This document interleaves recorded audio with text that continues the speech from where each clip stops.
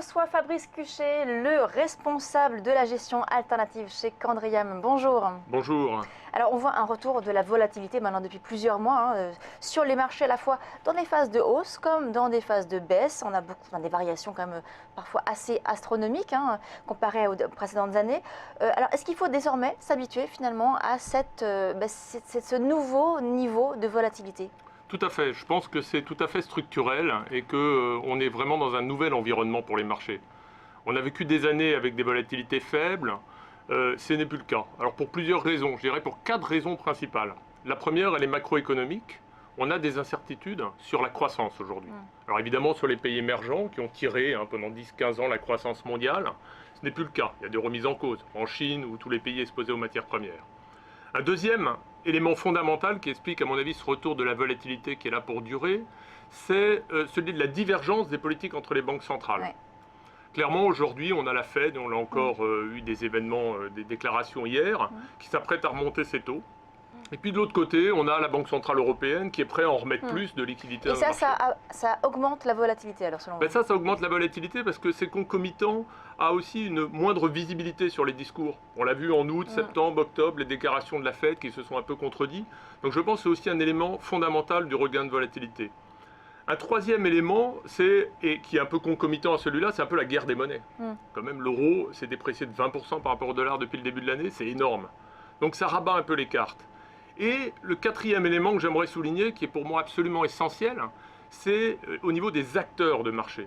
On a aujourd'hui moins d'acteurs sur le marché qui font les volumes quotidiennement suite au tsunami réglementaire qu'on a un peu eu depuis 4-5 ans, depuis 2008. Et ça veut dire quoi ? Ça veut dire qu'il y a des acteurs qui ont disparu.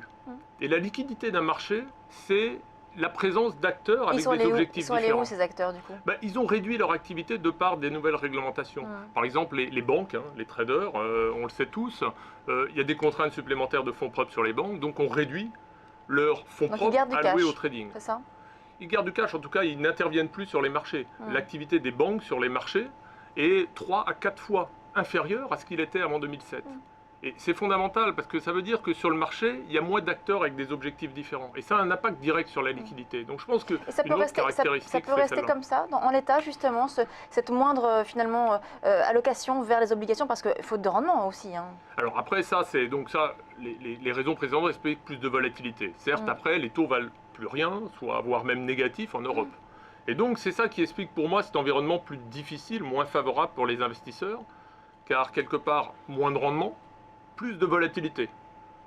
Et donc ça pose vraiment une question sur comment investir son argent, comment diversifier ses portefeuilles dans les mois et les années qui viennent. Et je pense que c'est quelque chose de structurel et c'est pas simplement un petit rebond qu'on a eu au mois d'août sur les actions ou les quelques flash crash qu'on a pu connaître sur les obligations, par exemple d'État ces derniers mois. Vous pensez que les banques centrales aujourd'hui, donc vous avez parlé des divergences de politique monétaire, elles tiennent une politique qui est efficace sur les marchés, j'entends. On a quand même un mouvement aussi sur les marchés actions depuis quasi le début de l'année, même si on a eu cette correction de l'été. Là, on a l'impression que la tendance reste haussière. Ces politiques, elles portent leur effet finalement sur les marchés. Alors moi je pense que déjà on a eu un mouvement haussier, fin août on n'était plus tellement haussier, et si on regarde les marchés américains, on est quasiment à zéro depuis le début de l'année. On n'a pas fait grand chose depuis un petit moment. Après je suis favorable, moi je trouve que c'est une bonne nouvelle que la Fed remonte ses taux en décembre. Ne pas remonter ses taux, c'est plutôt donner un signal qu'il y a des problèmes quelque part, cachés quelque part, que la croissance n'est pas vraiment là. Alors il y a déjà assez d'incertitudes sur la croissance. Après on avait besoin de cette action des banques centrales. Je pense qu'aujourd'hui, il est temps de renormaliser un certain nombre de taux d'intérêt. Et vous parlez également pour tout ce qui est politique monétaire européenne, japonaise, où là, on est quand même en début de cycle. Voilà, alors là, c'est à mon avis, ça mettra beaucoup plus de temps. Les taux vont rester bas pour très longtemps. Bon, le Japon, ils sont bas depuis 15 ans. Ils devraient arrêter cette politique, selon vous? Là, ils viennent de maintenir leur politique monétaire donc accommodante. Je pense qu'aujourd'hui, ils n'ont pas vraiment le choix. Après, l'impact positif de cette politique, j'en suis pas certain. Vous êtes positif sur la croissance mondiale? On a cette croissance mondiale qui ralentit. Est-ce que vous êtes plutôt positif? Est-ce que vous pensez que ça va s'améliorer?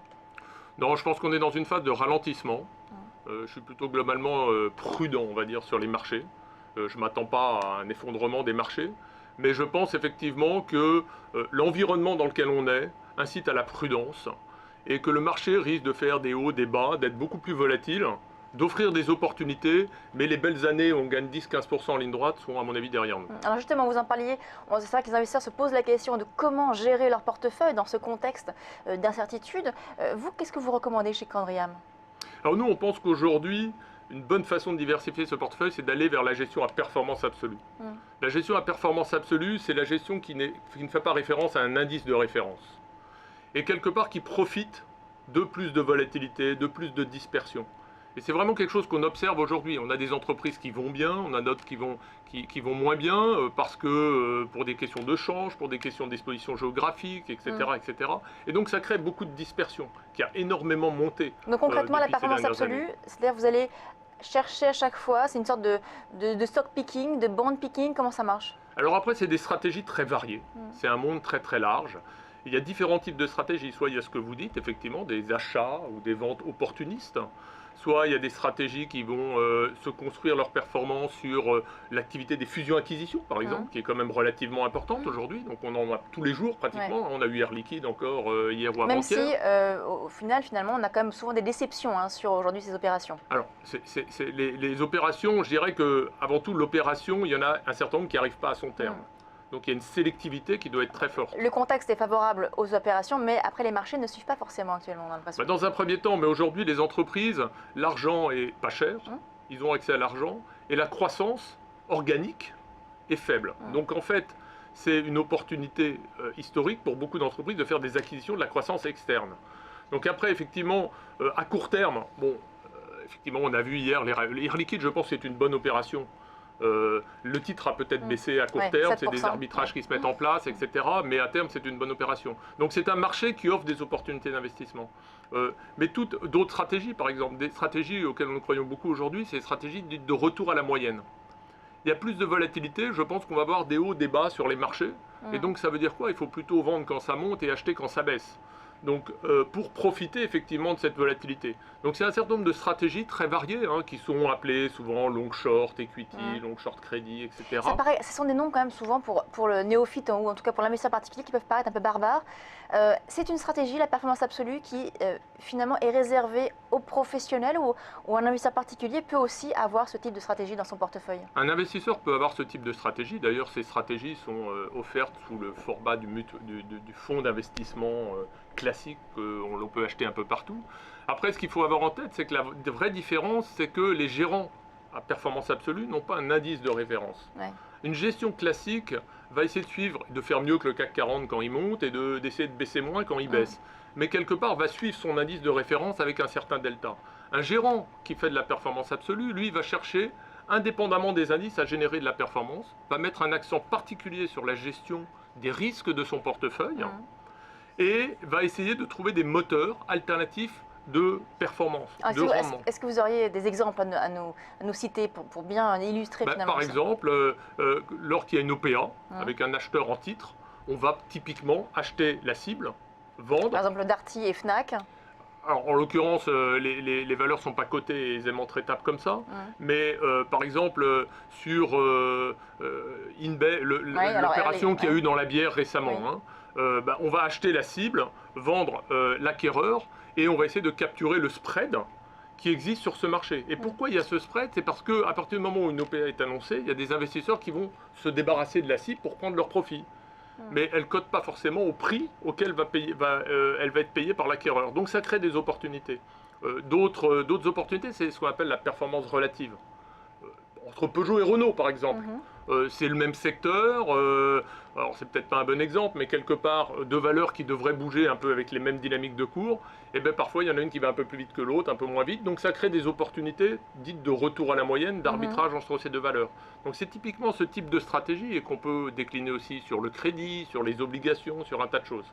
D'accord, donc c'est une stratégie finalement qui finalement cherche la performance tout en ne s'encombrant pas de critères particuliers. Vous allez vraiment sur tout type d'actifs ou de... C'est de la flexibilité en fait. C'est de la flexibilité dans la gestion et une gestion qui n'est pas contrainte par un indice de référence. Et là, par exemple, dans cette année là où on a eu quand même une très forte correction, on a eu des mouvements assez erratiques, quelle a été la performance de cette performance absolue, cette stratégie de performance absolue? Alors après, il y a beaucoup de stratégies donc très vastes, mais par exemple, c'est souvent une bien meilleure résilience, comme on dit, dans les marchés difficiles. Par exemple, au mois d'août, si je regarde les stratégies que nous gérons, où nous sommes un gros acteur sur ce domaine, en gros, les baisses ont été de l'ordre de 1%, donc bien inférieures à ce qu'on a pu observer sur les marchés actions. Merci Fabrice Cuchet, donc responsable de la gestion alternative chez Candriam. On marque une très courte pause, on se retrouve tout de suite sur Direct Marché.